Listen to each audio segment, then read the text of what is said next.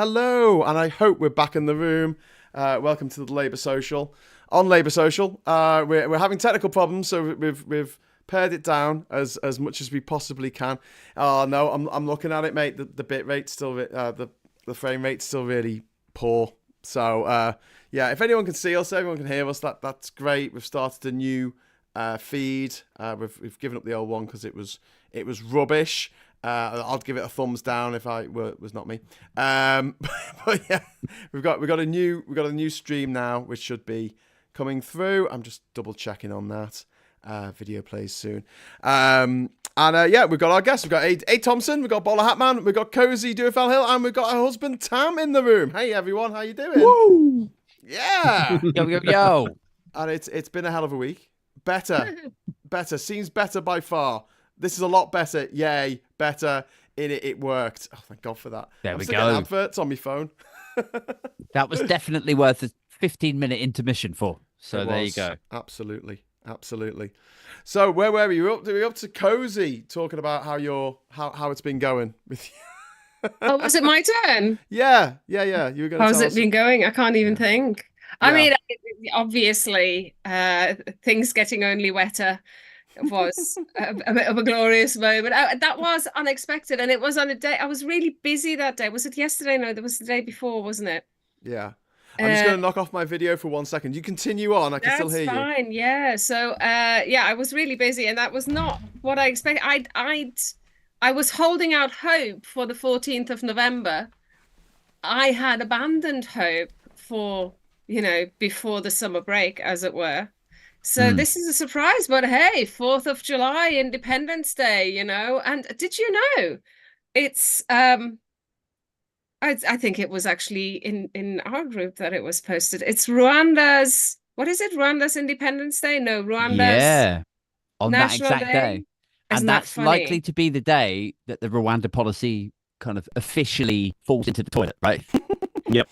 Well, this is the thing. So do we think I've heard very cynical voices in the last couple of days also saying, because on the one hand there's like, well, they can't push it through anymore. They can't actually deliver it anymore. Yeah.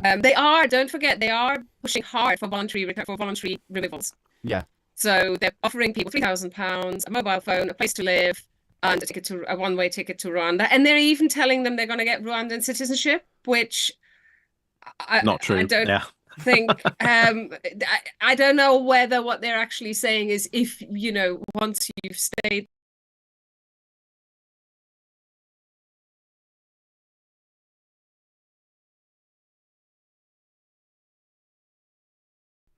there for so many years you can apply for. Or I don't know. But because given the Rwandan history, given a gun and sent into the DPRK to fight some sort of strange guerrilla war, anything could happen. Anything could happen, exactly. And and don't forget, we're talking about very vulnerable asylum seekers, and very often people who've actually been in the country for a long time. So I'm aware of one that has gone on a voluntary jaunt. Removal, whatever you want to call it. Yeah. I'm aware of another. The reason I was so busy on Wednesday was because I was actually assisting people who are asylum seekers, and I'm not sure how much more I should say on the topic. But I did meet somebody who was offered the Rwanda offer deal, right, whatever you want to call it. And I'm sorry, his English wasn't great. He's been here for a long time. He was very vulnerable. I don't know how seriously he considered it. I don't know what his family circumstances were, how close his ties here are. I don't know. It's a very questionable practice, because these are very vulnerable people, and there's an element of coercion there. So that's still going on. And then there are cynical people who are saying, well, this election is going to be fought on who can be the nastiest to immigrants. So wild, isn't it? It's like, even though the solution to that is obvious, which is create some asylum processing centers on the continent, in these places that allow people to actually safely apply for asylum under international law, still everyone's like, no, I think probably what we're going to need, we'll just shut that down. We'll let them come across in dinghies. And In the olden days, you'd apply for asylum in an embassy, yeah, you know? And not that long ago, only 20 years ago, 23 years ago, 24 mm, years ago.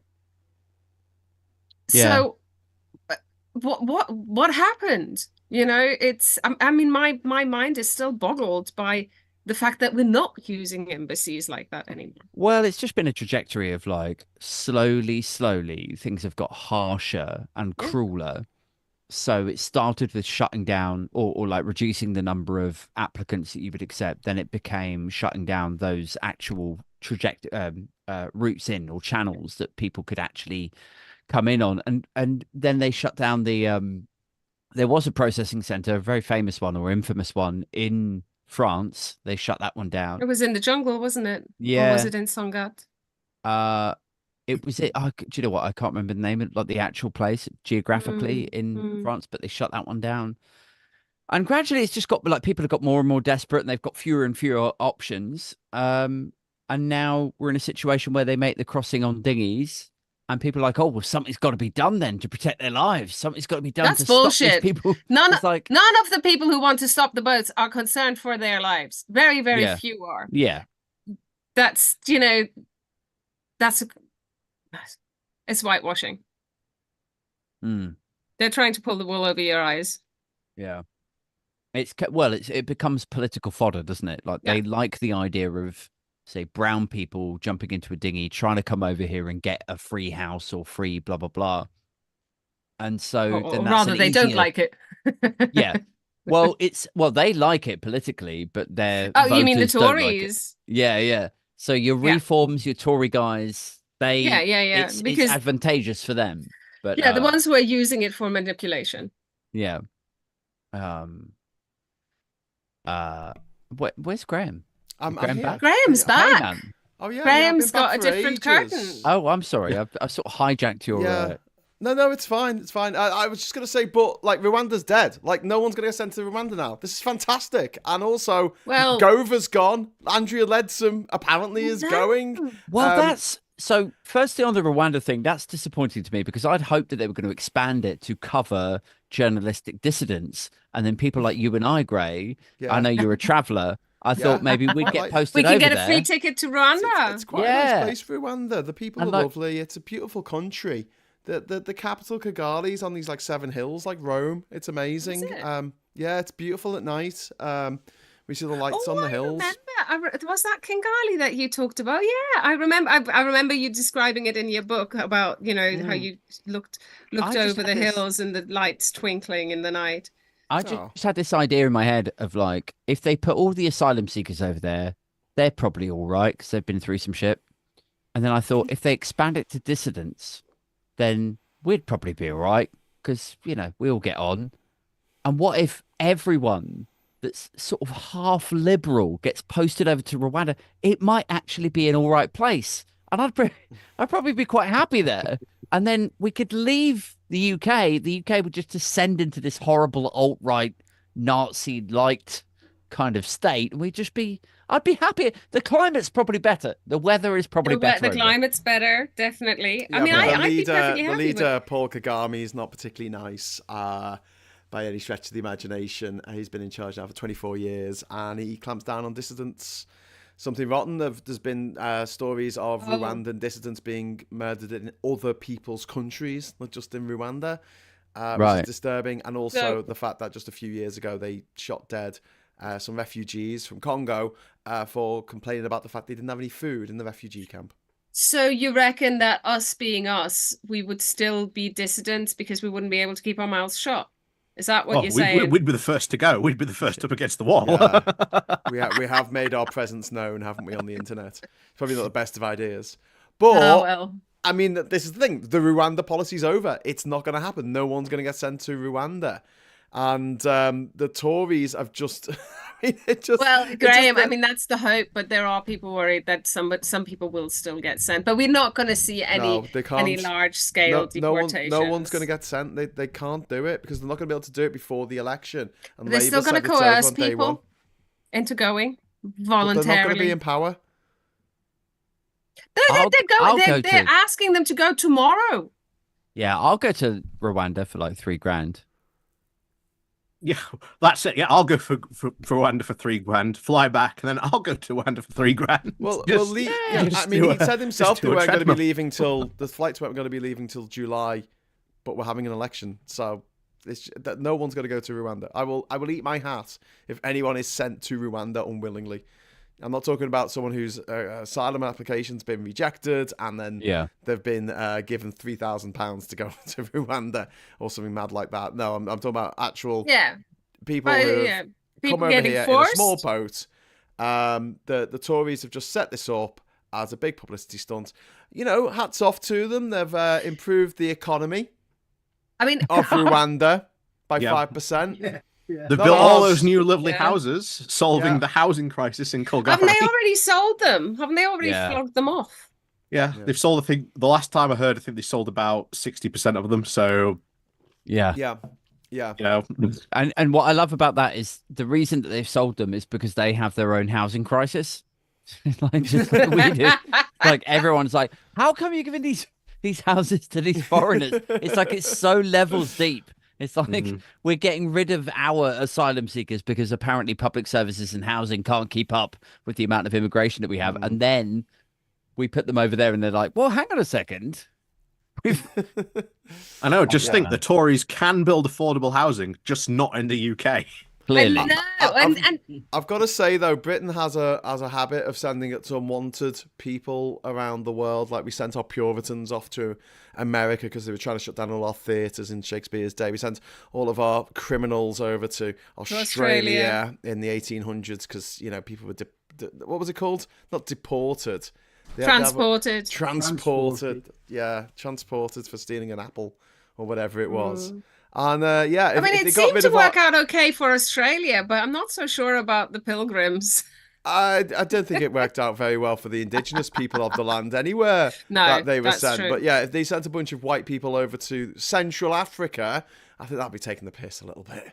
Have you, while we're on the subject of Australia, I did a paper review about this earlier on in the week. Have you guys seen this story that's been bubbling up about, so there's a iron magnate in Australia.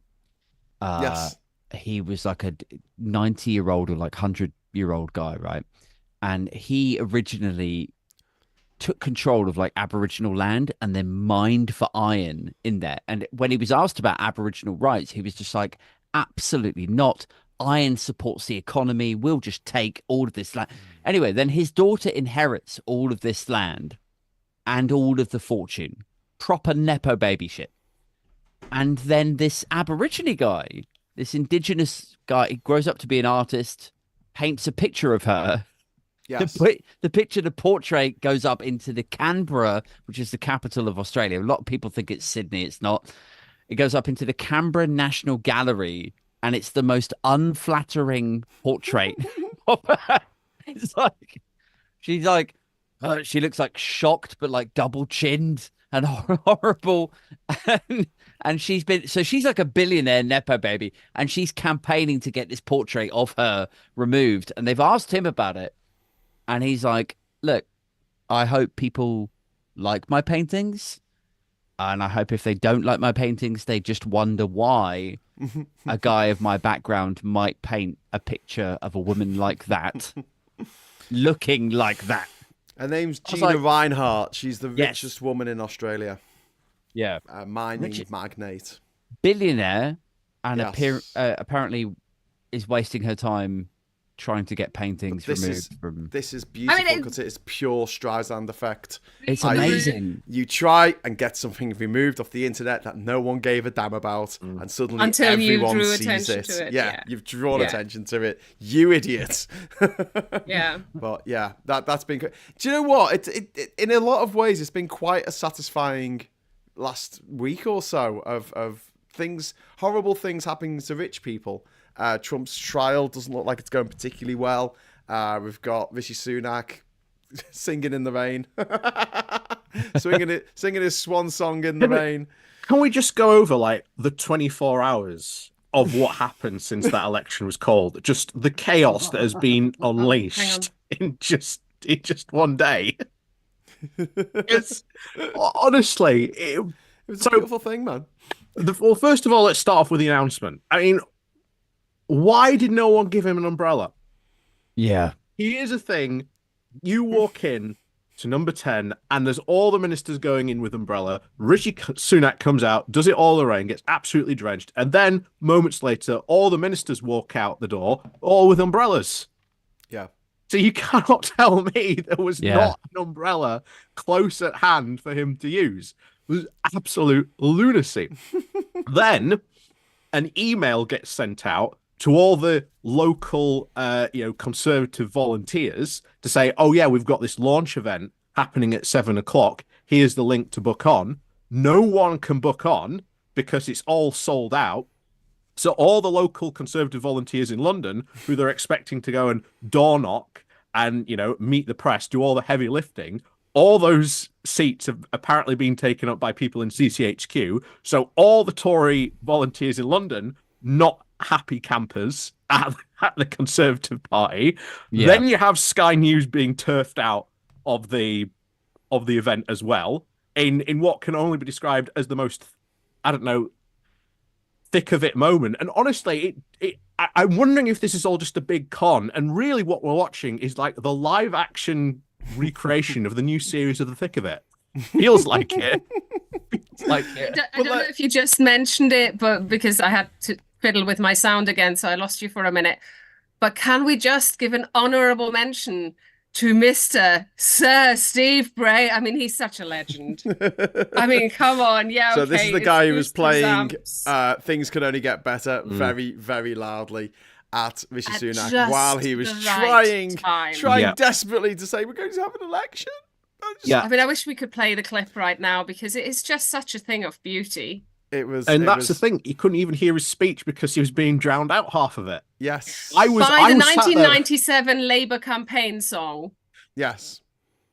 I was sat there and I'm like, am I going to get copyright striked because of this? I'm like... It was several shades of awesome. Talking of awesomeness, thank you very much to Puninator for the £10 super chat. Thank you. We're going to put it towards sending my laptop back fund. My plan: step 1, receive £3,000 to go to Rwanda. Step 2, get Rwandan certificates. Step 3, use money to fly back to an EU country. Step 4, seek asylum, and that's how I get around Brexit. Yeah, there you go. I'm here. EU citizenship back. I don't know how long. Look at this Rwandan winner of citizenship men. takes. What? Look at this. I Look feel at Wayne. really He in the looks dress glorious, now. man. Wayne is dressed up. Yeah. Wayne? He's out. Anyway, What are you up to tonight, mate? right. Oh my God. Are you out in the town? Are we interrupting something? Okay, no. I've been to a funeral this morning Oh, I'm sorry, and mate. a wedding this evening. What? That That sounds like a I'm Richard getting it Curtis all film. in, aren't you? I am knackered, bruv. Oh, man. So you went to a funeral straight to a wedding. Was it in the same church? No, That'll be a yeah, Bloody hell. I'll just sit in and just carry on. So how did that all... Okay, I won't pry too much. Bloody hell, No, mate. it's fine. It was the funeral was my neighbour George this morning, and that went on until best part of 3:00, and then I had to go to my mate Danielle's wedding. Hence, I'm still dressed like that. To be fair, I just changed tyres. Yeah. But I'm sorry for losing your neighbour, but it's reassuring that it wasn't the bride's ex. I was Or thinking the groom's ex. Yeah. Would have been a wedding and a funeral. Yeah, but I did Could actually go either way. I did stipulate that I've got to leave here because I've got to do a podcast with my pals because I wanted to So where do you go to do that? Oh, you fuck. Oh, by the way, Wayne, we're having technical problems today, so don't worry about your technical problems. No, I'm just trying to sort of like monitor my language because Yeah, please. You know. Yeah. It's always you. It's always you. Yeah, you fuck. Oh, here we go. We were just talking about Rishi Can't say Sunak's class. Rishi Sunak's week. So apparently, like, this is what the rumor is. Okay, this is rumor control at 9:51 p.m. and apparently they were going to bring in a vote no confidence against Rishi Sunak, and he said, "If you do that, I will call a general election." And they went, "Oh, well, we're going to do it. We're going to do it tomorrow." And he went, "Okay, I'm going to call a general election then." And they go, "Oh, yeah, like, you got to call a general election." And then he went out in the rain and called a general election. That's what I've been told. Is I that guess the he's not heard backstory? of umbrellas. I want to know what I went on in that cabinet meeting. You know when you want to be that fly in the wall? I want to know Yeah. what went on in that cabinet meeting. That must have been amazing to watch. Puddinator has dropped £5 in the super chat fund. Thank you, Puddinator. Nice to see you dressed up, Wayne, but unfortunately Scott's not here, so it might be wasted. Sorry, mate. I'll DM Scott. It's fine. Send him a picture, especially with those funky glasses. Yeah. Oh no, these are the insomnia glasses. How do you mean? What are insomnia glasses when they're at home? Right. Okay. So What, Red- First War? fair play. That's a good shout. No. He doesn't say much, but when he does, you know, he lands them. Red filter lenses tend to block out a lot of blue light. Yeah. And Fair if enough. you- So they're helping you go to sleep because Yeah. you're not getting overstimulated with blue light. Yeah, gotcha. Yeah, and I spend a lot of Okay. time looking at these fuckers on this screen. I wear these sunglasses at night. Anyway, look, not that Rishi Sunak's week's got any better. He's been confused by a loaf. He had a couple of people come along who said they were What was that they were all about? supporters, but actually they were Tory councillors. Then he said to people in Wales, "Are you looking forward to the football?" And they were like, "No, Wales didn't qualify." Yeah, You our team dick." didn't make it.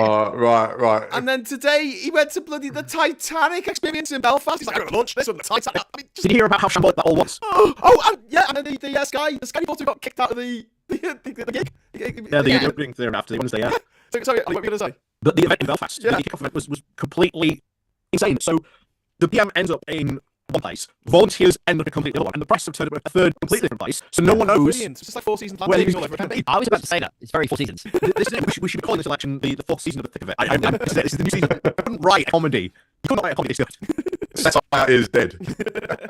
I died a long time ago, to be fair. But But it's just, yeah. Oh no, this is the elbow drop from the top rope. Yeah. Satire dead. Yeah. I've been told to put the some money into the buffering starts again. Oh, shit. Oh man. Don't So know. what? Not only do we have Wayne's internet fund that we have to Yes. nurture, we've got yours now as well. Bleed It's not the Laura, internet. lads. My internet is obviously No, it's it's a honestly laptop fine. fund It's my for you. laptop, which has got 64.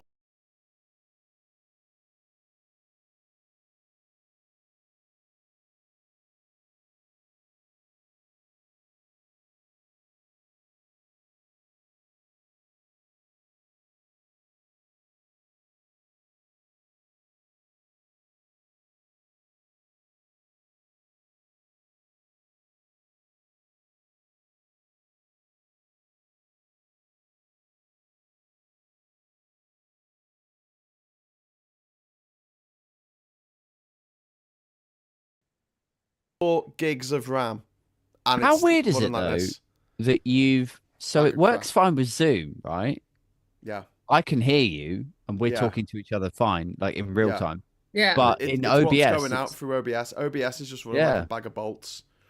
And I don't know what the setting is. That is just The only OBS I know is the Olympic Broadcasting Service, and I know that's not what you're talking about. So please explain it I've for said it Luddites. before. It's I'll just say it it's just again. the program use that I use. StreamYard. Oh, okay. You got to pay for StreamYard though. And But it's not. It works. You don't have to do anything to it. And I'm a penniless student. What's that? What's I- that? as- Is I that think as- StreamYard you're talking about? Well, Yeah. you still haven't paid off your student loan, as far as I'm concerned. You're still a penniless student. Fair Oh, enough. well, I'm definitely still a penniless student.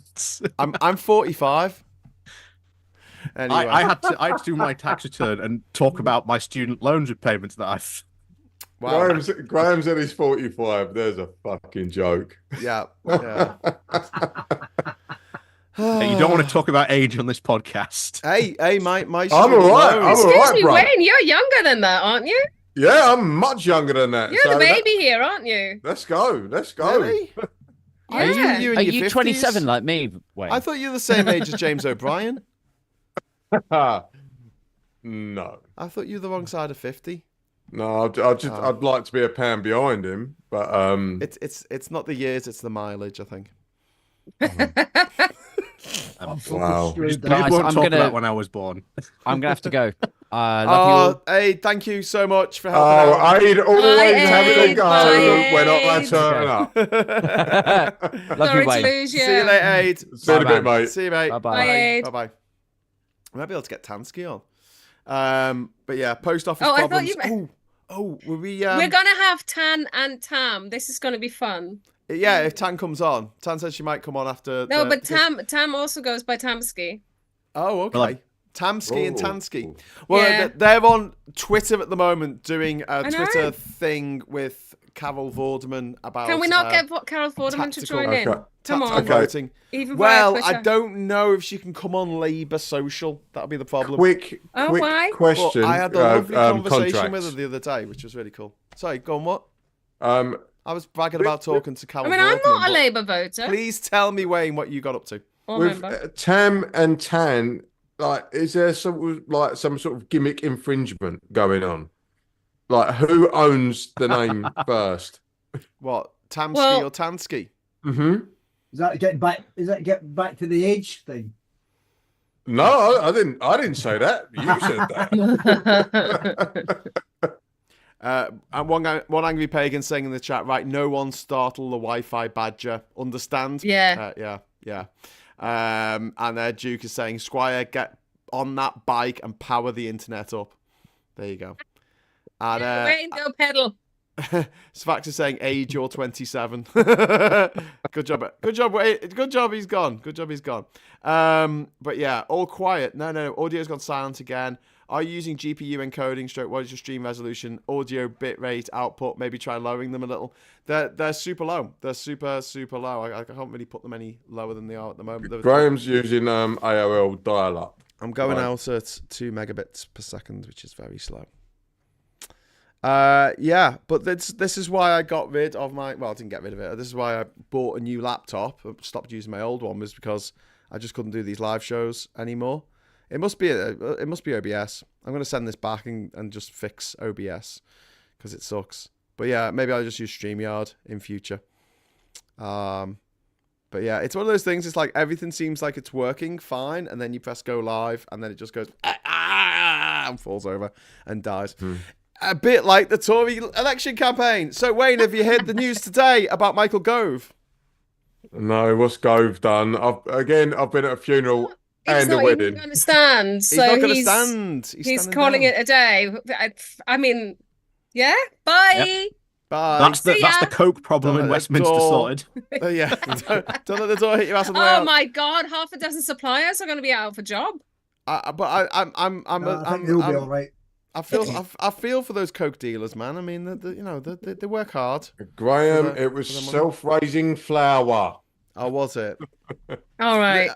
I take a little baggie of self-raising flour everywhere So- I go. Says Dave. I mean, Michael there's quite Gove. a few. There's quite a few Tory MPs not standing, and Labour, Over former 70 Tory now. now Labour MPs not standing. Andrew Standing because Leadsome's announced today as well. Natalie Elphick isn't standing. Has led How some many? actually Over announced because 70? I heard that was a rumor, but I didn't know it's actually been announced. You know, Yeah, you know what? It just reminds me of that fucking meme of, do you know, everyone like throwing the papers up in the air saying, "Fuck this, I'm going home." That is basically what the Tories are doing right now. Well, Yeah. well, It sounds more like rats leaving a sinking ship. Oh, the leaseholds reforms have gone through. Labour has agreed to back the legislation, meaning it'll be able to go through the final stages quickly. oh, good. Aims to make it cheaper and easier for people to extend their lease, buy their freehold, and take over management of their building. It's less it's less ambitious than Michael Gove, the housing secretary, had hoped. Because of course it is, because Tories. Yeah, let some to stand down. You're absolutely right, Ollie. That news came in at 8:40. She's announced that she will not stand at the next election. You know, I actually was looking at her Twitter profile or whatever just before I came on to see if it was official or not. No, to see if it was official, and I quite fancy her. I'm kidding. God, she's no. God, no. I need to go and read Gove's resignation letter at some point, just that's going to be fun. I'm sorry, I nearly just sicked up a poo. I've got a request for all of you. Go on. Well, Tam and I have actually. That's why Tam's come in today. So you remember I told you about our local. Oh, Tan's here as well. We've got Tan and a Tam. Oh, we've got Tam and Super Tansky. We've got an Australian biscuit. Meet my husband Tam. Sorry. I feel we are crossing the streams right now. Wayne. Ledsom's announced today as well. Natalie Elphick isn't standing. Has Ledsome actually No, she's not standing yet. I heard that was a rumor, but I didn't know. It's Hang on. My sound is coming through. Yeah, that's weird. Why is my sound coming It through? reminds me of that fucking meme of, you know, everyone like. Tan. Sam's watching it. Tan, you're watching our thing and you're on it at the That is same basically time. what the Tories are doing right now. Bruv. So we are. Tan, I can hear myself from the past. I feel like I'm falling through a temporal vortex. That's better. Not as freaky as hearing yourself from the future. Oh That's my really God. weird. I did think the energy was mad chaotic, and then I realised it was not about. There wasn't like 12 of us going on. So like, what the fuck's going on? My brain's so frazzled today. How's Vorders? You've just come off Twitter Yeah. with Vorders. She all right? How's our lovely Forders? She is. Oh, sorry, I've got a cat that's just like laid on the radiator grill. Oh, hello, baby. Yeah, he's being a bit of a dick though, sadly.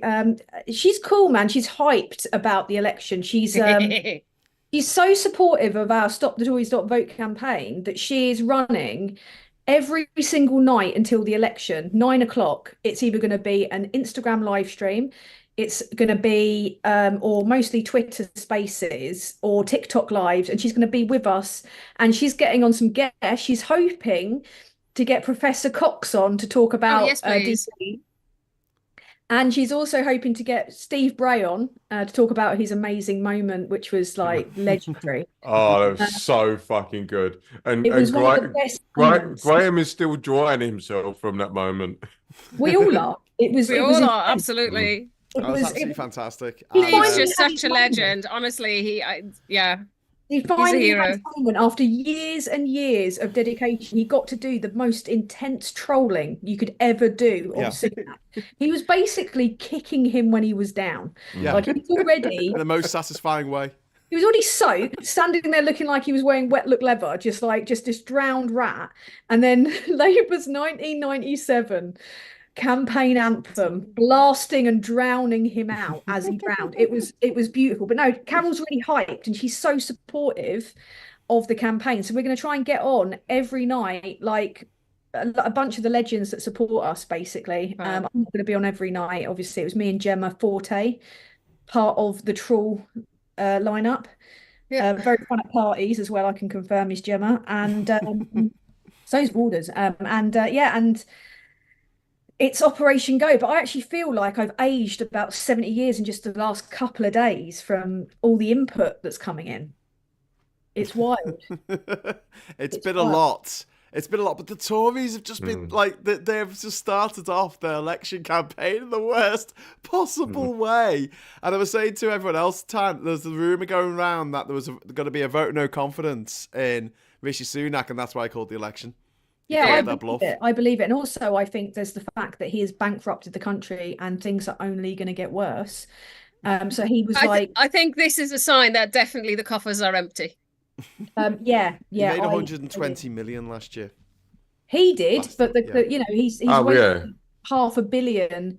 Not to mention the many billions on COVID fraud. He's wasted $500 million on just a racist, performative bullshit scheme like Rwanda, which isn't going to send anyone to Rwanda now. Not a single person. On there was paid to go. Even the most racist in this country will have to look at that and just go, "Oh well, that didn't work, did it?" Look, I'm a gooner, and no fucker is going to Rwanda based on our advertising. You know? So, let alone deportation. It's not happening, bruv. Yoni, thank you very much for the super chat, Yoni. No one can stand Gove, so he won't stand either. I was looking forward to him losing. I wanted to see him lose. I want to see Rees-Mogg lose. I think Rees-Mogg's going to be the next one to say he's not standing. Yeah, there's rumours about Jacob Rees-Mogg flying around now as well. Yeah. Which is a shame because I want to see him lose. Why does he need to be an MP? Because doesn't need to be an MP. It feeds his massive ego. Exactly. But that's why most people become MPs, to be fair. But I mean, for God's sake, buy a super yacht. Yeah. Buy a super yacht, have a bath in champagne and wank. There's plenty of ex-Russian ones to buy now. Well, yeah, absolutely, they're going cheap. I'm amazed there isn't like a Ukrainian special forces group that just goes around the world drilling holes in Russian there super probably yachts. is, you know. With Moggy though, like how much fecal matter do you need to dispense before you say, "Hang on a minute, this gauge is a bit of a wrong one"? You know, it's ridiculous. Well, go on then. Well, I heard a story today. I heard a rumor today about somebody visited a place, a warehouse somewhere in Rees-Mogg's constituency, and in their break times, the staff who work there have a picture of him up, and they throw darts at it. So maybe he's not as popular as he thinks. No, he's Rees-Mogg. If he spoke like a normal person, everyone would just see that he's an idiot. It's because he has that affected drawl, that like half-speed speech impediment that he's got, where he's just the measured tones of a true aristocrat. He's the baddie from Charlie and the Chocolate Factory. That's it. Puddinator, thank you very much for the super chat. Who will be the next Tory to stand down? Puddinator says Keegan. I'm saying Rees-Mogg. Bowler Hatman, what do you reckon, Ollie? I think it might be Rees-Mogg because I've heard the rumours about Rees-Mogg. Rees-Mogg, Cozy, name someone quick. Tory. Who next to stand down? Don't know. Right, Tam, you're on. Yeah, I'll go for Mogg as well. Okay. Thatcher. Wayne. IDS. See you later. Irritable bowel Oh yeah, is syndrome, he still in there? Yeah, IDS is a good choice. You about Frosty as well? Super Tan, who do you reckon's going to be So on when next? you said Tam, I thought you said Tan. And I'm going to call you Super Tan, so we can. I think we're going to have to. Otherwise, my M's and N's are just going to get mixed up. I said the reanimated corpse of Margaret Thatcher. That's mine. Or Jimmy Savile. She's going to say something, even I'm out of the Tory party now. Do you know what? Did you hear about what happened to Frosty as well? What? Why? What's he up to now? Yes, Frosty the No Man. This is David Frost, the Lord. Yeah. He wanted to stand as a Tory MP. Ollie, take it away. What happened? The Tory party said no. He's actually, and this is because he's been writing articles slagging off the Tory party, I think. Yeah. Bye, love. So there you go. The man who negotiated the greatest trade treaty ever devised by man. Yeah, not. Anyway, yeah, I was trying to introduce you properly, Super Tan. Oh, do I? Meet my husband Tam. Oh, no way! Yeah. You guys like next to each other in the room? Yeah, we are room. literally sitting opposite each other at the same table. Oh, that is so romantic. I'm So, muted. I'm here. I'm here. Wait. That's me. That's me messing with his camera. Oh my God. So is this an only Tan's moment? Have you noticed how Tam isn't allowed to speak though? He's on mute because Cozy won't let him speak. Through Cozy speaker. Cozy's mic even. Well, we can swap it round. We can use your mic and mute me. There'll be bleed, wouldn't there? So yeah, that's exactly. Right. So one of us has to be muted. Tam, I'm actually in Scotland at the moment. I'm visiting your homeland. Where are you? Scotland. Yeah, I'm in Dumfries. All right. Well, only just in Scotland. You're just in Scotland. Then. I am just in Scotland. Yes, still counts. Wow. By the way, who's Justin? Yeah. Who is this Justin Scotland? Never heard of him. That was the old joke. I'm sorry. What do you call it? What do you call a man with a 1-inch penis? Justin. Hey. I'll take myself out and flog myself. It's fine. Don't worry, I won't give up the day job. Wouldn't it, actually, Super Tan? I think it'd be great if Thatcher's reanimated corpse came back, because then we could kill her again. Yeah, you'd get to have double the fun, wouldn't you? I actually believe Yorkshire holiday. She would be. She would not approve of what the Conservative Party has turned into. Even Thatcher wouldn't approve. It's like that's like saying Satan isn't really happy with you. Exactly. I honestly think she's spinning in her grave, and she would be very upset with what they've done to her party. Yeah, I think in comparison to what we have now, she was still a fundamentally decent human being. In comparison, I still think she would throw a fit about leaving the single market. I think that would have been her big red line. I think as soon as that would have happened, she'd have intervened. Yeah, possibly, or as much as she could have, because she wouldn't have been on the. So did the Tories wait till Thatcher was dead before trying to leave the EU? Possibly, because the timing lines up. Yeah, she's dead! Quick, let's leave the EU. Do you think she kept the Europhiles in check? Did she keep them reined in? And as soon as she was gone, even after being disabled by a stroke for about several years, do you think keep the paedophiles in check? Oh no, it's Theresa May, isn't it? No, Cozy. I think Graham is looking at his corkboard with his red strings and trying to bring everything together. Bring it all together. A unifying theory of everything. Anyway, when you came in, Superhansky, I was just saying that we're looking for your guys' help and inspiration on naming the pub in time for the election. So our local pub when was it, Tom? Was it during the lockdown? Yeah, during COVID, it's called the James Atherton, but they renamed it the Three Bell Ends. That's on Twitter. Yeah, no, that's genius. It's currently called the Two Helmets, meaning Gove and Johnson. The same thing. It's got a picture of Boris Johnson and Matt Hancock wearing hats. Is it Matt Hancock? Oh yeah, you're right. It's Matt Hancock, not Gove. The Three Bell Ends was Cummings, Johnson, and I think Hancock as well. Is it going to be worth changing all the livery just for 6 weeks? He's going to do it, but we need a good name. So help us out with some more names. You came up with a few last time I was on, which was a couple of weeks. Did I? How long? Oh God, you're asking. No, it was some of the viewers helped us out in the chat. That seems like a long time ago. Yeah, people in the chat, if you want to let us know. Oh, so do you know they let Matt Hancock back in? At the moment, we've got one suggestion of the liar, meaning Johnson, the witch, meaning Braverman, and the fraud in robes, meaning Michelle Moan. Well, talking of witches, Puddinator's just dropped in a super chat. Thank you very much, Puddinator. Correction, Cozy. Thatcher will be spinning on her broom, not her grave. Well, I'm not convinced. And Sarah's saying in the chat, it would be awesome in a week or so if Rishi just says F it and gets on a jet to America. God, that would be hilarious. And the Tories Steve Baker is. Oh God! That Newsnight interview was painful. Steve Baker's going on holiday to do motorbiking, skydiving, and super fast kayaking. What's that called when you're on a posh yacht and it's kind of like got a big sail? It's called something catamaran. Sailing. Catamaran, yeah. Yes. Fast catamaranging. Oh my God, he's such a piece. He doesn't even. He's so lacking self-awareness. He doesn't realise what an arrogant. He's lost. He knows he's lost. He's just like Victoria Derbyshire was like, "You've lost, haven't you?" And he's like, "Yeah, I'm not going to win this." So this is it. How many others are going to be like that? He's going on holiday during the election campaign.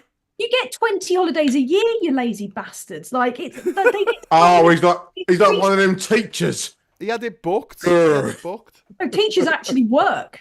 Teachers, No, I know that. I was being sarcastic. No, I know you were, but by comparison, it's like. crazy, the amount of holidays they get compared to Oh my God. salary. So Electric Gaming's points out if Rishi did stand down or go to America, I guess, does that mean Dowden would have to take over till after the election? Yes. Christ, We would actually have a new that's prime right. minister for like 2 weeks. Actually, the last probably a bit longer than the lettuce woman. What's her name? Truss. He's Yeah. a mad scarecrow. Lettuce woman. Lettuce woman. Let us. Oh yeah, that was another suggestion we had. Sandwich. The slug. Who was the slug? Was it The was slug that and Rose? lettuce. And the Oh, lettuce, no. Liz And Truss. Liz Truss. Yeah. Dawn and Pedo. to Yeah, who commemorate did the Dan say point. was the slug? I think that he should definitely have. Did they do food in this pub? Did they do sandwiches? Don't know. They don't do food. They do should they? totally No. do a Truss sandwich, which has with Just lettuce. pork from the pork market, with Oh, okay. disgraceful cheese Cheese. and lettuce. I knew it. Well, you could have I've heard the rumours about Quarting and a number of other And Korean if- ones. Bit If of you- ranch if you- dressing on there as well. And yeah. if you do a cocktail, make sure it's called Things Can Only Get Brayer. Gonna get Brer. Oh, yeah. The bastard. And by the way, Sunak, typical Tory, sacking a disabled man on his first day back of work. Essentially, he Yeah. has, hasn't he? Because that MP, that was actually quite a nice moment, really. I mean, I thought It was. he's a Tory, right? Yeah, whatever. But he's been through a lot, you know. Yeah. Well, And he can't campaign because he's still undergoing physio and yeah. trying to get himself back on the mend after having bloody multiple amputations. And then Sunak welcomes him back, big clap. Yeah. And Welcome then back. Bye, Here's- dickhead. Here's We're the out. election. But it is just like a Tory to do it. How much better though did Starmer sound in PMQs when he introduced that MP? Said, congratulations Yeah. for coming back Yeah. and well done for everything, Class And act, man. he sounded like a prime minister, whereas Rishi Sunak was just like, oh, I'd like to welcome back my colleague. Hello. Well, he is a class act. Like, there's been a number of threads on Twitter today about people that have interacted with Keir Starmer, like professionally and other, that have been Yeah. talking about just how kind he is and how much of a nice bloke he is, and how like he offered them like positions, like when he was a top barrister, that would normally have been like voluntary, but he insisted they were paid correctly. He insisted that they, had the opportunity without, and and also I don't think he gets enough credit for having turned the party around in the time frame he has, because it is a huge task to have done that. Yeah. It helps that the Tories have fallen off a cliff edge, but Mm. it's still like, if you look at compared to how long it took Blair to turn things around, Blair and Brown, they were plugging away at that for years, and they didn't get anywhere near the headway that he's made. And I think he does deserve a bit of credit, because everyone's always bloody laying into him, and I don't get it, because he's quite mild, and he's doing what the leader needs to do of the opposition, which is focus on winning. Cam Bimface just tweeted, this is about Rishi Sunak's day. So Oh first my of God, all, the Titanic. he's MP's jumping ship while he's at the Titanic quarter. Yeah. He was then photographed under a big exit sign on a plane. Yeah. And then finally, for the coup de grace, he's been seen rebuilding a red wall. Like, literally, that's the picture. He's building a red wall. That's him And there. also the train incident. Has he sacked his advisors? Does he not have people anymore? Do you remember his PR man? It's his PR man. Count It's Keir Starmer. Bimface. Count Bimface is like, all in one day. He is the Mozart of shit campaigning. Bruv, just leave it. Just fucking leave it. Just give it up. Like, Give seriously. up. Stop Go trying. to your forever home. Leave Someone's us. having fun. Someone's got to be having fun, or this is just the new season of The Thick of It. It's going to be one of those two. Like, it. someone needs to put their arm around him and say, come on, son, you've had too much. Yoni in the chat is saying the man is a meme machine. He really is. Every day. It's not just one meme now, it's several memes a day. We've got 6 weeks of this. 6 Right, weeks. But even like he turns out in this so-called Savile Row suit, but as soon as the water hits it, it's like, bruv, you're in a sparrow skin suit. What are you doing? You look absolutely soaked, drenched, talking absolute cod shit. Boo one. You know, we mentioned Rwanda's out, completely gone. The PIP reform, that's also gone now, thank God. Oh, really? Yeah, Server saying in the chat, feel like a weight has been lifted. When they called the election, I got up to tell Catherine, I went into the other room and said it's definitely on.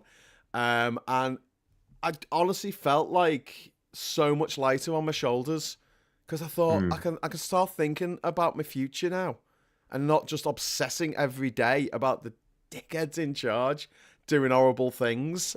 And yeah, I think there's going to be a national state of what's like the opposite of mourning. Jubilation. National state of. Oh. Yeah, there's going to be a national state of jubilation. But hasn't everything been like endgamed dusted now? Because whatever they say, it means absolutely nothing. It depends. They've still got a few tricks up their sleeve. I mean, they're massively gerrymandering and vote rigging with boundary changes. There's the voter ID debacle. There's students not being able to register in 2 places, which will make it tricky. There's but still, that hasn't really impacted the locals, and the locals are notoriously people tend to kind of just go with very local issues mainly. And even if someone isn't, not their normal party, they'll vote for them. Yeah. So and they've still lost massive amounts of seats. Hugely, I don't think it's going to work. Tan, someone's picked up on what you were saying then. This is Svax over in Ukraine. Hey Svax, saying, I've heard Labour are done for at least 10 to 15 years after the 2019 general election. It was a lot of efforts indeed. It was, man. And, it's not particularly trendy to think that he's done a good job, but I think he has. And, he's not my ideal leader by any stretch of the imagination. He's not magic and he's not a grandpa. But nobody is. And this is the thing. I would rather have someone, do you remember? That's an all right bloke that's got a good team behind him, rather than have guaranteed fascism. But I was at the Glastonbury Festival in 2017 and it was a beautiful moment. This guy came up on the stage and he said things. I've got no recollection of what he said because it wasn't that memorable, but that's not the point. To do with Seven Nation Army. He said EU citizens must be allowed to stay, then voted against it. Just before Run the Jewels came on, he got up and he spoke to people. I'd love to see Run the Jewels. And Starmer never did that, did he?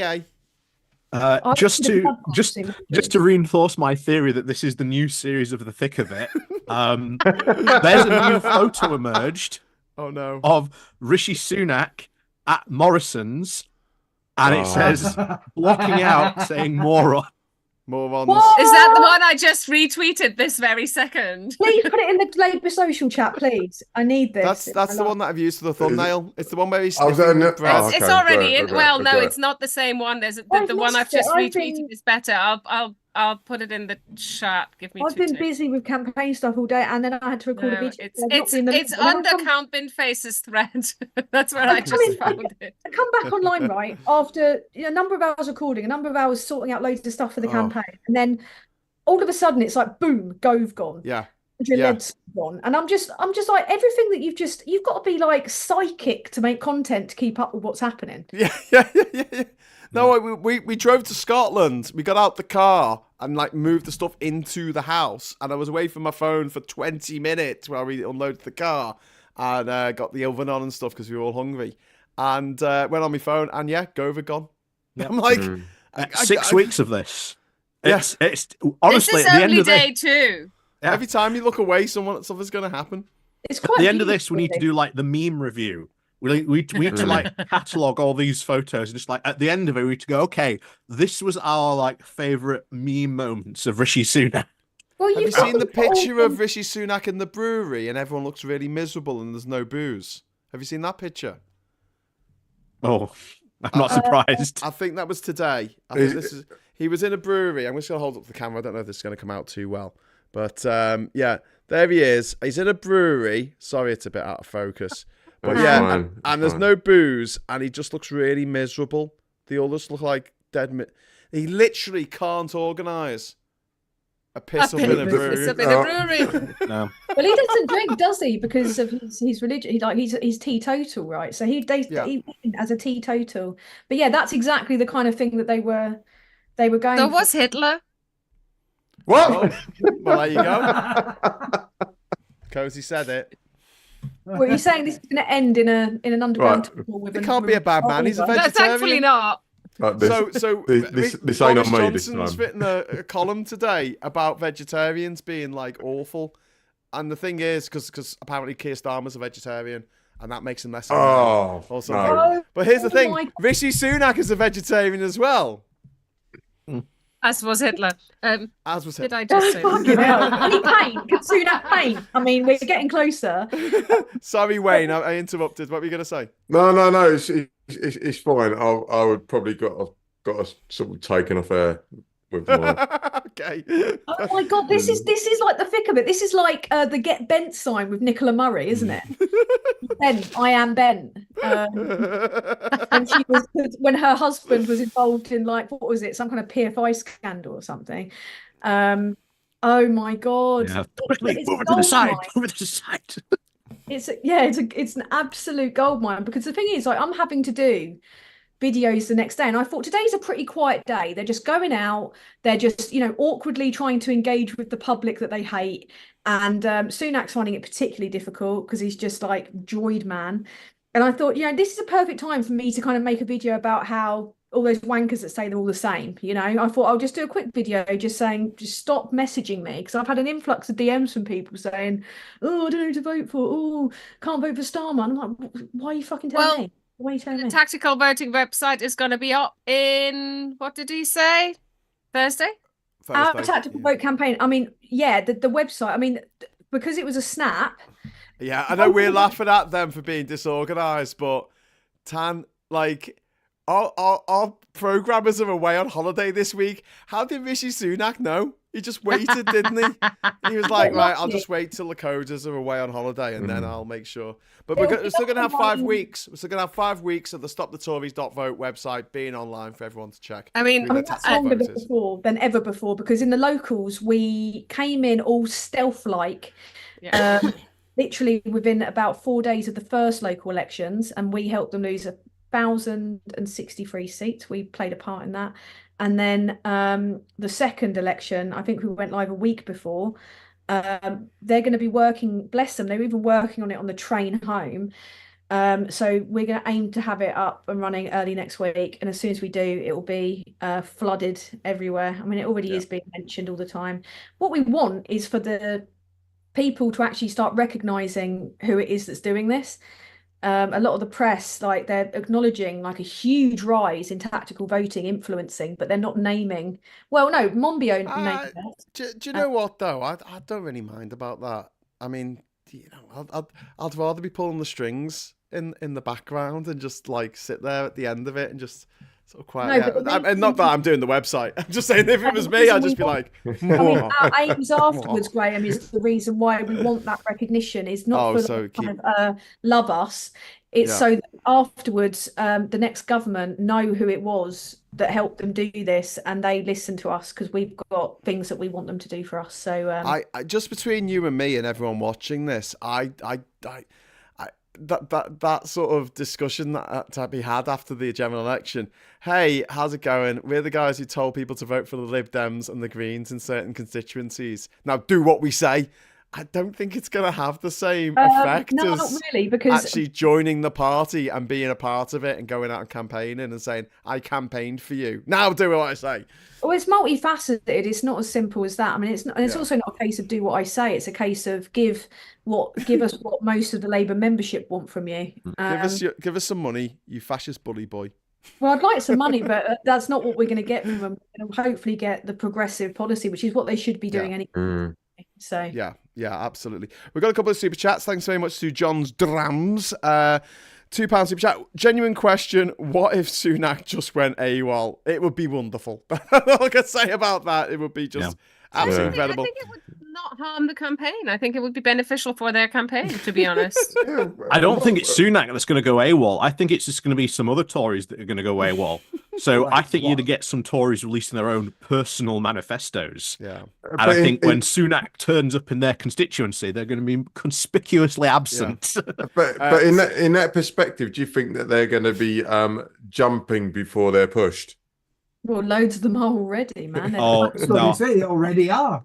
Yeah. I think those that want to try and stay on to be involved in the wars to come, they are going to sort of do that. They're going to try the Ben Houch and Andy Street tactic of we're Tories, but we're not that type of Tory, you know. Anyone's left are mental. I mean, they're actually insane. I mean, it's a motley crew of ultra radicalized, ultra right wing kind of banner-esque tossers, and then you've got the people that are just deranged like COVID deniers, and then you've got the bloody what's her name, the woman who did that, can't remember, she's gone fully insane, suggesting that you know, they team up with Reform. Can't remember her name, Andrea Jenkins. And you've got like all that going on, and the only people that are left, because obviously Johnson got rid of all the bloody moderates ages ago, the only ones that are left are actually insane or stupid, or insane and stupid. So it's like inbreeding. No, cousins can't shouldn't say marry. that. My cousin shouldn't marry. It's like the Raggy Dolls rejects. All the toffs, yeah. The Raggy Dolls. Curtain, Graham. I actually think any minute a lady's going to come out and start doing da da da da da da. It looks like you're in a bloody I don't know, a lap dancing club from the 70s. Do you know what? It looks like you know that backdrop from your old school assembly. It looks like that. We've got a serendipity journey in the chat. Thank you very much for the super chat, mate. Sunak has become a one-man meme bot. And Charlie Nelson's asking if I'm going to go on Discord tonight. Charlie, I've barely got enough bandwidth to be on this. So I'm going to be able to get on Discord afterwards. I've got a bucket over here, Graham. I've got a bucket over here. I'm supposed to be. I'm on holiday in Scotland with my family this week. I was going to have a week off because it's half term.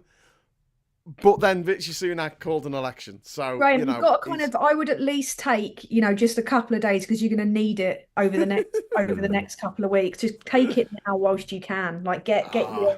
Oh, don't worry, I can go hard. Don't you worry. Can I just nick a minute though to give Graham plaudits for his contribution to that announcement. He was proper on it. And he was there. He was having all of the streaming, and he was having all of the How many super chats did you get? That was I got a lot. Bloody amazing. Most super chats I've ever got for live stream. Bruv, that was everyone was just like, yes, superb. That was superb. Thank you very much for everyone who contributed. Your enthusiasm on that day was just Well, it was natural, wasn't it? You were just like, it was just like made up. I had like a bottle of Prosecco and I had like party poppers. And like, yeah. When it came out, because if it didn't have the crest on it, then it was definitely going to be the general election announcement, you knew it. And they came out and I was just like, oh my God.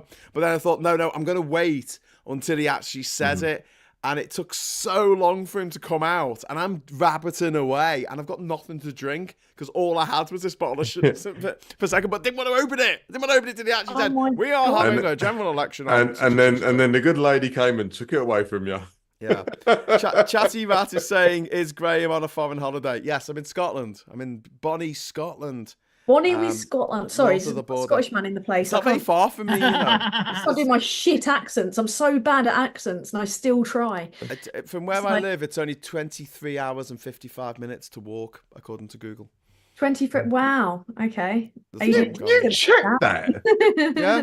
Of course he does. He's very spicy. But no, it's I still don't feel it's sunk in. Like on the day, I didn't feel anything. I didn't feel, it's so weird. I didn't feel this kind of like jubilation. I didn't feel buzzed. I didn't feel anything. I just felt like finally, because it's been a long 4 years doing this, like a long 4 years of being every day immersed in it all. It just didn't feel like real. And I expected to feel way more buzzed, but I think it's because I know just how much work we've got to do with the campaign and everything to try and now comes the hard part. Yeah, this is going to be a really tough Yeah. slog, and also I know probably just how dirty it's going to get. But thankfully, it's all a bit carry on at the moment, and it's all kind of just them sticking the boot into themselves. Have you seen I think- Labour? Who's going to vote for them, Tam? I think in the Who? past Who's we've going to vote had for them? so many elections where it felt like even though we knew it was coming, it was still a surprise. Yes. A lot of campaigns, especially 2019, I felt like, where was Labour? You know, their campaign was so disjointed, and now it feels like people are better prepared. A lot better prepared. They're not like things like tactical voting. It's not being cobbled together at the last minute. They've been, putting the work in for years now. Yeah, we've been a part of the it's group. just like a final stretch now, and then we'll see what July brings. I mean, it's going to bring absolute devastation if we've got anything to do with it, because the polls aren't taking into account what we're going to do, and we are going to destroy them. I mean, for a lot of people, a lot of people have real issues with Labour.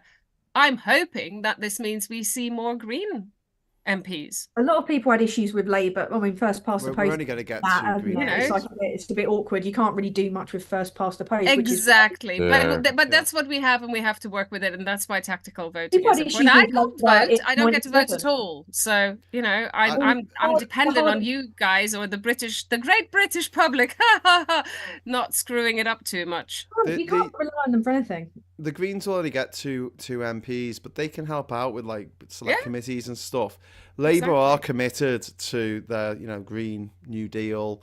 They are committed to spending billions on improving the infrastructure for green technology, and it winds me up when people go, you get these memes, these anti-electric car memes on Facebook and stuff. And they're always from the same lot, aren't they? They're always like Tories, they're always like Brexiteers, they're all like all those petrol heads and anti-vaxxers and chemtrail lunatics. They all seem to be the same people. And you just think that, so you got a Spitfire on your avatar, okay, right? So you love Britain, right? Why don't you want British power? Why don't you want us to take power from our sunshine, from our wind, from our water, from our tides? Why don't you want us to go out? Why do you want us to be dependent on other countries? That can I doesn't be seem a very bit of a patriotic nerd to me. on that? A bit of a nerd on that, because it's kind of my field. You can't overload the grid, and you can't put certain amounts of stuff. Like, I would love to put an entire street of solar panels in one day, but then that substation then gets overloaded. So you have to do it bit by bit. And but I mean, it's a good thing. But you have to look at it pragmatically. You can't just go, everyone have solar panels, everyone have electric cars. You can't. Yeah, because it's not, you're not going to flick your finger and click your thumb or whatever and then make it all happen. You're not going to make it happen overnight. It takes work. Takes effort. Infrastructure needs to be improved, but the I fact mean, that HS2. I want HS2. I can't express how much I want HS2. Yeah, well, it might come back with later. Why? Where are you going? From Yorkshire. I'm going to get down to London. I'm going to get down to London. To Old Smoke. To that there London. That there London. You can't support Man United from there. I'll have thee know, lad. I support best team in world, Barnsley Football Club. Hey, best team in world. Oh, can't beat them. The team that prove no matter what you do, teaches the kids don't get that hyped up much, because they're always gonna lose in the end. Yeah. Just stay up there and chew your toffees. Oh, sorry, Graham. Sorry, to come back to. Oh, sorry. Did you win the league? Did you win the league? No, did you? Did you win? No, we never do. We never do. Yeah, we didn't come. Why did you nuke him, bruv? We didn't come second, because that would have been painful. After how many years has it been? 20 years since you last won it? I swear to God, you're getting internet brave again. Yeah. How many times has Arsenal won the top flight? Was it about 2-3 times? Really? Yeah. How many times has Arsenal won it? Google it right now and find it out for yourself. Top flight. I can't do it because it'll break Arsenal, my because I internet. know Everton's won it 11 times, so good luck with that. How many times have Arsenal been relegated? Twice.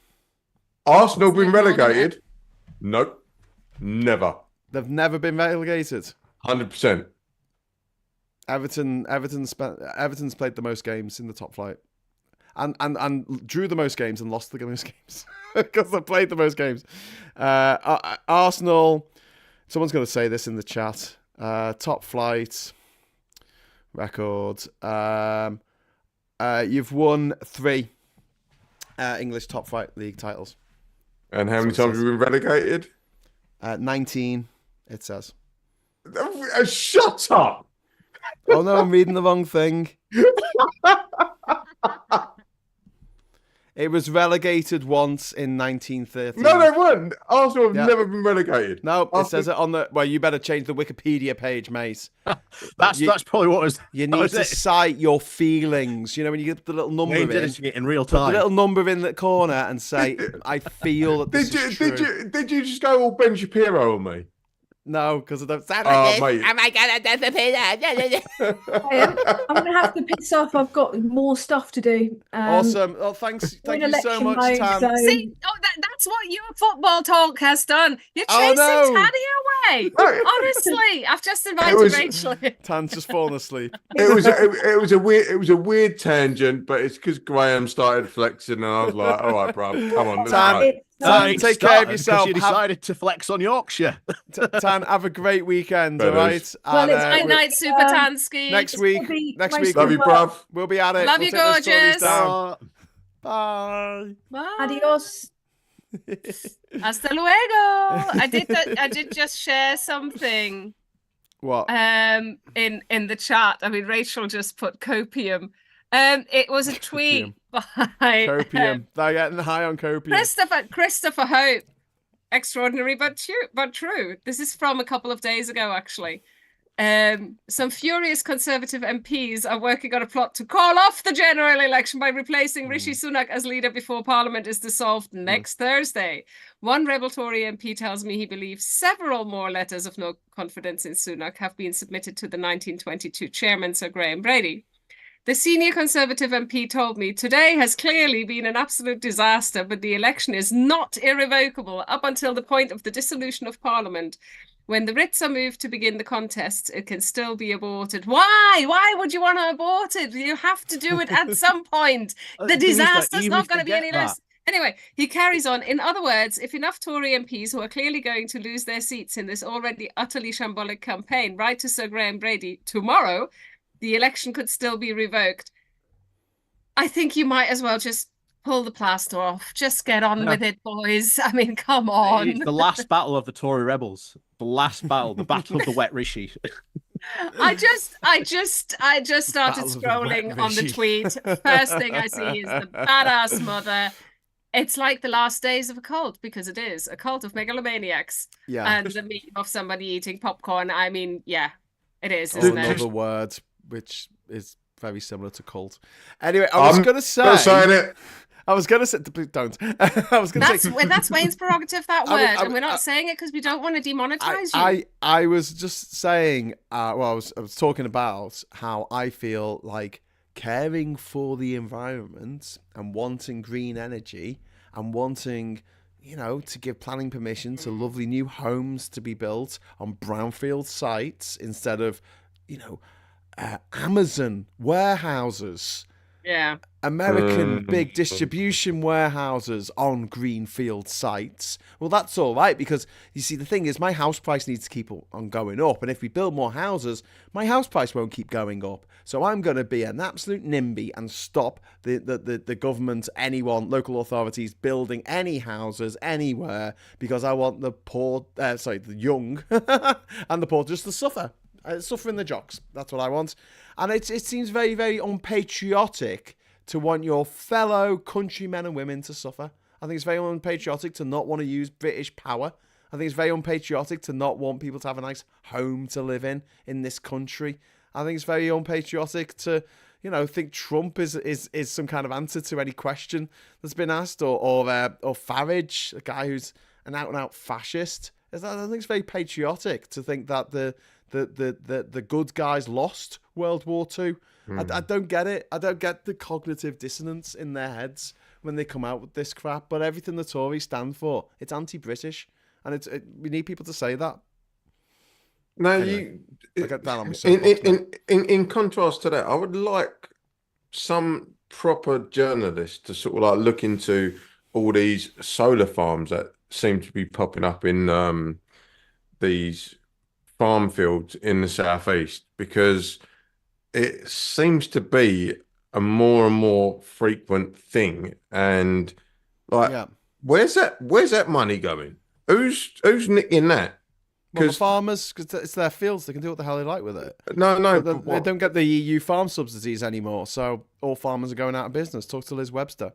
Yeah, but how is that infrastructure? Because it's a lot of solar arrays in one small space, which means that's a lot of infrastructure that you have to put in place before you can do it. And they seem to be popping up more and more in the solar panels are the southeast. cheapest chips now. I mean, it's the cheapest way of producing power. It's 90% less expensive than it was 10 years ago. It's incredible. Like that change over the last 10 years has made the unstoppable forces of capitalism move away from fossil fuels. Good. I don't want Saudi Arabia having as much power as it has to build a stupid desert city on a line that's 100 miles long, and they've killed people who have been in the way of their line that they want to build. This is Saudi Arabia, where they still routinely put people to death for being gay. I don't want to give them money. Tam does though. Tam's buggered off. He's Tam, do you want to turn your video off? He's coming back. Oh, okay. He's coming back. Anyway, I'm gonna pop off. Okay then. I was going to wrap up at 11 o'clock, but if you want to go now, that's fine. That's fine with me, Ollie. No. I don't mind. I'm going to pop up, but like I say, I will see you all soon. I'm off on holiday. You're off on your jollies. Ollie, you coming down south then, are you? I'm going even south than that. Yay. Ollie, Excuse me, Wayne. Mr. accusing everybody else of being northern. I'm the most southernmost born here. Yeah, because you're from Germany. Bloody southerners. Okay. Bavaria, I'll have you know. Excuse me, I'm from the Alps. These southerners coming up north, telling us what to do. Cozy, I'll give you a little insight. Me old tits coming down this weekend, so I really need to try and catch her before. See you later, Ollie. Let's let Ollie go. Let's go. Have a great holiday, mate, and we'll see you in a couple of weeks. So Ollie's gone. I've got a whole bundle of other things. I don't want this saying Tam underneath. He can go away and come back if he likes. I just don't. Where's my hand gone all deinterlaced? Look at that. That looks weird. Why is it doing that? Oh, I don't know. God. It wasn't doing that a minute ago. Well, I don't think it was. I better just stay really still. No, it's fine. It's fine. You just moved incredibly fast there. I've got a few bits and pieces to share with you anyway. Well, first of all, just we've got 11 from what minutes. You were just talking about. I was yesterday on a brand new hydrogen bus. Oh, right. Okay. The Liverpool City Region Disability Panel. We had a test. We got a test drive. Well, not ride. So how is were you driving it? No, I wish. Is it a hydrogen fuel cell or what? So it's a hydrogen bus, and no exhaust fumes, just water. Yeah, but they have to keep the hydrogen at minus 230 degrees Celsius. Don't know how. Didn't look that deeply into the technology. Okay. I can ask because I'm of the opinion, and you're going to call me a conspiracy theorist here, but I think it's all greenwashing. You think it's what? Greenwashing. Okay. Keep doing like a prototype. It's a pity Tam's nipped to the loo just now. I don't know if he's gone to the fridge or to the loo. Yeah. But he's looked into hydrogen buses more than I have. Okay. All right, we'll talk to him in a moment. Anyway, what the point being, what Liverpool City Region Metro Mayor is doing, what the combined authority is doing, is they're still going to have a franchise system. So the likes of Arriva and Stagecoach will still bid for the buses, but the buses will all look the same. So they all have that sort of yellow Mersey travel livery, and they're very nice, very quiet, very clean. Wayne's gone as well. Oh, God, they're dropping like flies. It's me. Do I smell? I've got a super chat. Sorry to interrupt, Cozy. I got a super chat from Yoni. Thank you very Go much on. for the super chat, Yoni. After the Sunak speech, I was imagining a grinning fire crew slowly packing away their fire hose behind the corner. Talking about getting drenched. There's been some ideas in the chat, by the way, Cozy. Oh, yes, for your, please. Let me write them down. Your pub mates. I have to scroll back through hundreds of messages, but this chat should keep. This video should keep the chat. So you should be able to have a look at it tomorrow. You'll be able to just whiz through to see. But yes, we'll talk about this with Tam, but I'm very glad that Liverpool is heading in the way of re-regulating the buses like they've done in exactly Manchester, and like they did they didn't re-regulate them in London. They never deregulated them because Ken Livingstone, head of the GLC in the 1980s, told Thatcher to stick one when she tried to privatise public transport because it's public transport, not private transport. Exactly. And it needs to be, it needs to be public transport. It needs to be public transport. Yeah, and it should be subsidised by the rich kids. Hello, Tam. Tam, you know more than me about the hydrogen buses. The hydrogen buses. Yeah, are they bollocks? Because I think they're bollocks and they should just have electric buses. I think it's just the oil companies, the last attempt to make it so we have to burn their... Because it's not green hydrogen, is it, that they use? It's like black hydrogen, whatever they call it. Define green hydrogen. Okay. Green hydrogen is stuff that's made by electrolysis using solar panels and wind turbines, whereas the vast majority of hydrogen that's made is made by fossil fuels. Oh, Wayne, what are you doing? So not only is Wayne just showing his name here, he's also left his mic on. Or he's having a conversation, or he's just talking to himself. I don't know. The thing is, I've done this before where I've tried to take someone off. Put in waiting room. There you go. Right. That worked. Okay, go on. Yeah. Okay. Tell me. Enlighten me. The difference between black hydrogen and green hydrogen. Yeah, we'd be better using green hydrogen. Now, the problem with hydrogen is it takes an awful lot of electricity to split the atoms or the molecules or whatever the hell, I'm not a chemist, from water. Yeah. In the Moray Firth, which is very little known, a bit further north than you are, Bill. In the Moray Firth, they have actually got a tidal generator hooked up to two 40-foot containers, which is sucking out seawater and making hydrogen. And they are currently running the village, or local village, and the buses on the hydrogen. Now, I think that would be the depiction of green hydrogen. Right. Okay. And they're using the tides, but they wouldn't be using salt water because that's just adding more impurities. No, seemingly salt water is actually easier to split the hydrogen from the oxygen and from salt water than it is from fresh water. Okay. From what I have read. But yeah, they're using tidal generators, so they're getting a 20-minute slack tide. Yeah. Every thing, and it's producing enough electricity to run this hydrogen plant. Well, I mean, tidal power in Liverpool would be fantastic, and in Bristol and places like that, where they've got a very high tidal range.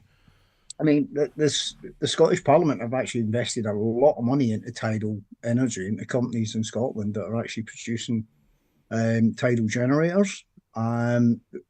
I believe that there's a company in Scotland that's now the biggest tidal turbine producer in the world. And the way they do it is not. I mean, they had these fancy snake things, and they had this, and they had that, and it is basically just a turbine sitting on the seabed. Yeah, the tide goes one way, spins it. The tide goes other way, spins it. I mean, obviously, as well, you've got the issues that if you put anything in the sea tries to eat it. That's why there's not much of the Titanic left. It's like, I'll have that. And also you got like seaweed and fish and God knows what else floating around in there, especially in the North Sea. But like, I mean, the whatever they can do to make it work using, I guess, hydrophobic coating that makes water not stick to it at all in any way, will be Hydrophobic. fantastic, because it is constant, which is the big problem with solar and with wind. This is not constant, is it? But yeah, I remain skeptical about the whole hydrogen thing. I think it'd just be better just to plug straight in without the whole making the hydrogen bit in between, unless you're making steel. I don't know. Wayne is back. Hello, Wayne. Hi, Wayne. He's Hello. back. You got 4 minutes, mate. Quick, tell us what you know. No, sorry. What happened? Like, I got kicked out You completely. disappeared into a time. No, you turned your camera off and walked off. It's the same thing Tam did, so it comes up with your name. And we're going out on YouTube here. It's not very professional. No, So no. just I kicked you literally out. put my finger. I literally put my finger up and said 1 minute. 1 Yeah, minute. I know. But we were And I was waiting. trying to be I got professional. impatient. We got quite a bit of background noise from you. Oh yeah, and you were talking or something. I think you were talking to yourself.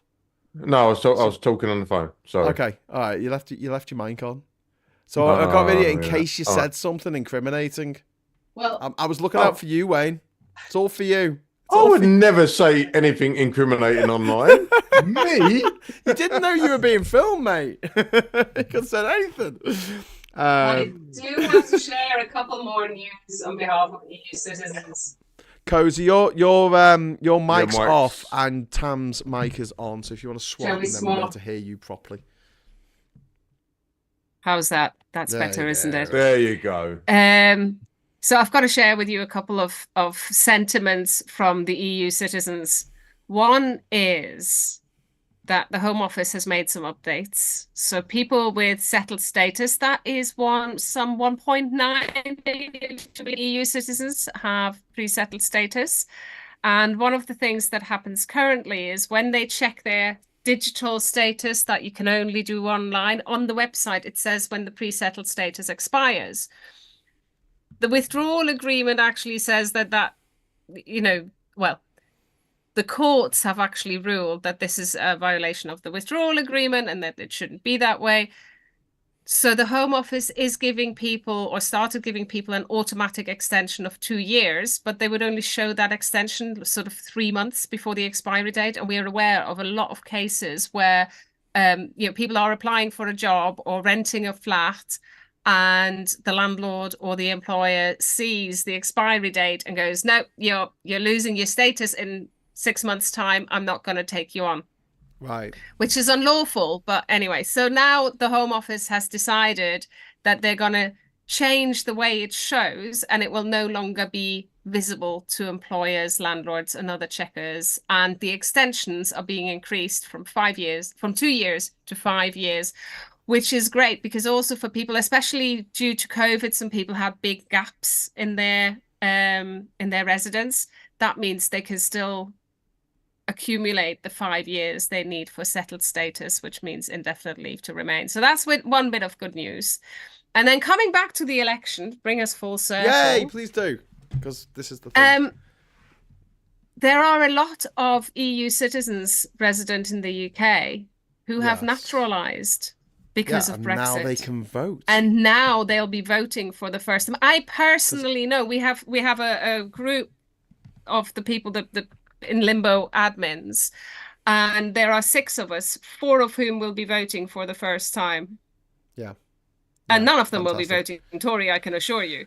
Good. Well, go to stopthetories.vote and get registered on their website, or just wait for a week, actually, before going on it, and it'll tell you who to vote for in your constituents. You put in your postcode, and it tells you who the most likely person to win in your constituency is. Right. I know we started a little bit late tonight. We started at 9:30 because of technical issues, which we've been plagued with all night, but I think we got there in the end, and people haven't been complaining so much about it breaking up.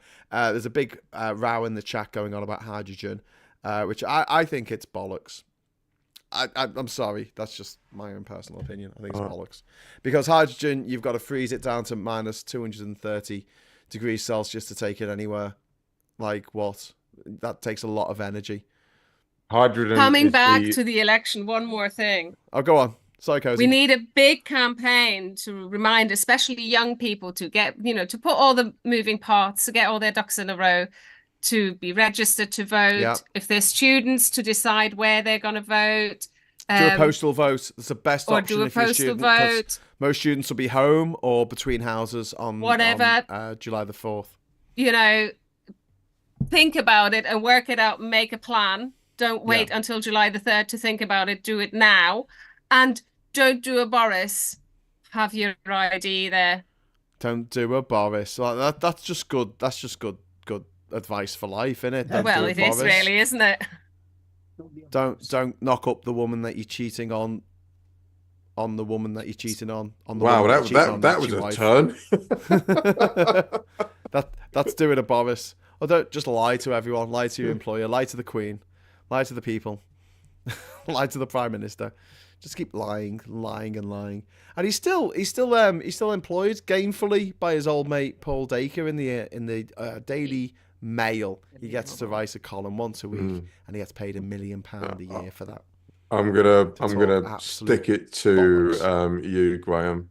Yeah, hydrogen is the most abundant element in the universe, but it's stripping hydrogen off of other elements. Yes. That is the problem. That's the crux. Yeah, that's one of the problems. There are many problems. One is that takes a lot of energy, and then freezing it down to almost 0 degrees Kelvin takes a lot of energy, and then you've got to transport it in that frozen state and keep it that cold till you get it to your destination. It's the maddest thing I could possibly imagine, except for fossil fuels, which are slightly more mad. I'll just wait till.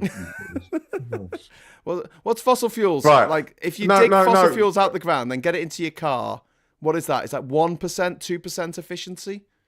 It's all right, bro. It's fine. You carry on. Expended. You carry on.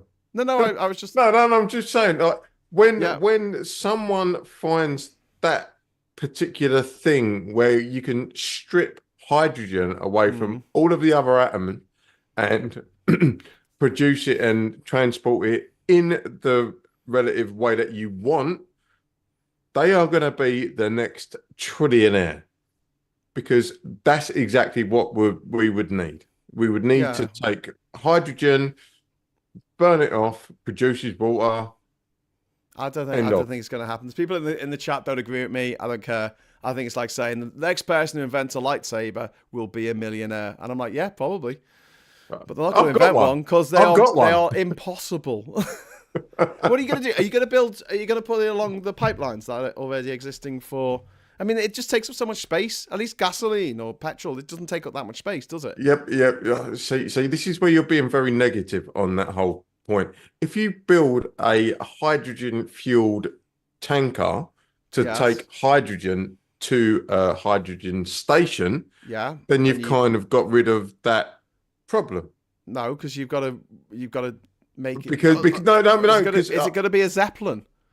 No, because I've already established that if you can strip hydrogen from other atoms, you're winning. But okay, you've got the hydrogen. It's a gas. It's taking up a lot of volume, right? In order to make it take up less of volume, you have to freeze it. Yeah, and you can't just freeze it to, like, I don't know, fridge temperature. You've got to freeze it to over minus 200 degrees C. But you have to start somewhere. Why? I think it's completely unnecessary. Just use electricity. Just use solar panels. Just use wind turbines. Bloody Neanderthal. Just plug into the tidal turbines. It's like adding an extra step for no reason whatsoever. Yeah, but you have that. You have to have a step to get somewhere. No, you don't. You can just plug your car in to a wind turbine and charge it up. It comes into your car at the speed of light. You don't have to like freeze it down to 200 degrees. But where does the electricity come from? Where does it come from? The wind. Well, in some places, yes. No, I'm saying if you had a wind turbine, if you had your own wind turbine, an electric car, and a transformer, you could literally plug your car into the wind turbine and it would charge up. Graham, you've got to start somewhere. Bruv, you've got to start somewhere. But you're saying, oh no, we'll take it from the wind turbine and then we'll make this magic chemical out of it, and then we'll transport that 1,000 miles at minus 200 degrees C, and that's going to take no energy whatsoever. And then we're going to deliver it to you, and then you've got to store it in your car. Do you really want something that's like a Mr. Frosty from Back to the Future 2. It's like freezing cold Bruv, in your car. bruv, I love you, but you're being so disingenuous right now. Okay. I mean, a hydrogen fuel cell battery is slightly different, but if you think that you're going to run something off hydrogen, like you fill your car with petrol and go, I'm going to fill it with hydrogen. We might as well just go. There's no point. There's no fucking point. Get some of that on your hand at minus 200 degrees C, and your hand goes frozen, and you just smash it on the table like the Terminator in Terminator 2. Brilliant. No, I've got no hands. A terrible film. Hydrogen bus actually works with a fuel cell that is powered by hydrogen from tanks installed inside the vehicle and oxygen from the air. These then enter a chemical reaction that produces energy and steam. The current is then routed to the drive and battery. Its function is to support the fuel cells during periods of increased energy demand. Are you listening, Graham? So you need tanks? No. Yeah, it said it's supplied by tanks. Sake. That's what you just said on Cozy. You said that the fuel cells were supplied by tanks. That was then mixed with... So the hydrogen is then... from tanks installed in the vehicle. But there you go. So you got a tank and the of other half, hydrogen. That's where the hydrogen comes from, and the oxygen is taken from the air. So is that refrigerated down No. to 200 degrees? This is a second law of thermodynamics.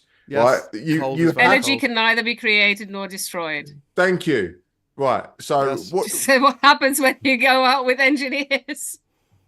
Tam, well done, bruv. Thank you. Yeah, we're talking about efficiency here. That doesn't seem like the most efficient way of doing it.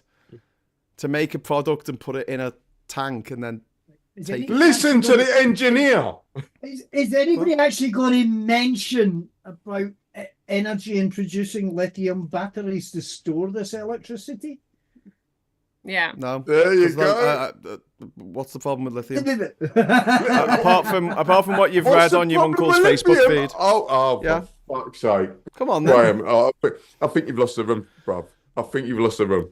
Because apart from what people post on, which is obviously paid for by the fossil fuel lobby, fossil fuel scumbags who run the world. There's people who just murder people for getting in the way of their crazy city ideas. I don't actually know what the problem is with mining lithium as opposed to taking fuel from under the sea. Right. Okay. I mean, there's a few people in the Niger Delta who'll probably say, if we've got some what's lithium, wrong with mining lithium? Yeah. Have you seen the global wars of recent? Yeah. Were any of them over lithium? Yes. that Venezuela just had a referendum to declare war on Guyana over oil, and that Bolivia, which has loads of lithium reserves, actually went to war with Paraguay over oil. They were sponsored by different American oil companies. Lithium and cobalt are cobalt. I'll give you cobalt because the big center of that is near Rwanda. It's in Congo. So yeah, I'll give you that. But lithium, you can get that from Botswana, you can get that from Bolivia, you get that from the USA. Okay. I mean, there's transportation problems, perhaps, and maybe you don't want to be using that much. But how do you get the cobalt to your production factory? I'm not talking about cobalt. We're you see what I mean? Now that but you see what I'm saying? It's like but you don't have to do it once. You don't have to do it every time you want to fill it up. You only have to make a battery once, and then you can use that battery 5,000 times. And hydrogen. Whereas with petrol, whether that fuel is petrol or hydrogen, you have to fill up your tank every time you need to fill up your tank. So you might have to do it 5,000 times. So that journey from the lithium mines of Bolivia to your car, or from the cobalt mines, or from the oil platforms off the coast of Angola, they have to make that journey to your car. I can see Tam smiling in the background, just going like. The other problem with lithium, though, that let's not forget, is sustainability, and what happens when the battery is goosed. They can recycle them. I don't see the problem with lithium. Yes, they can be recycled. Your products that you're using now to do this, are you on a phone? You on a laptop? What you on? Oh yeah, of course they all contain lithium. You're going all Ben Shapiro on me, libertarian on me. Compared with the damage that fossil fuels are doing to this world, lithium's doing bugger all in comparison. The thing is, nobody's arguing with you about the damage of fossil fuels. Yeah, that's a bit what about Tory.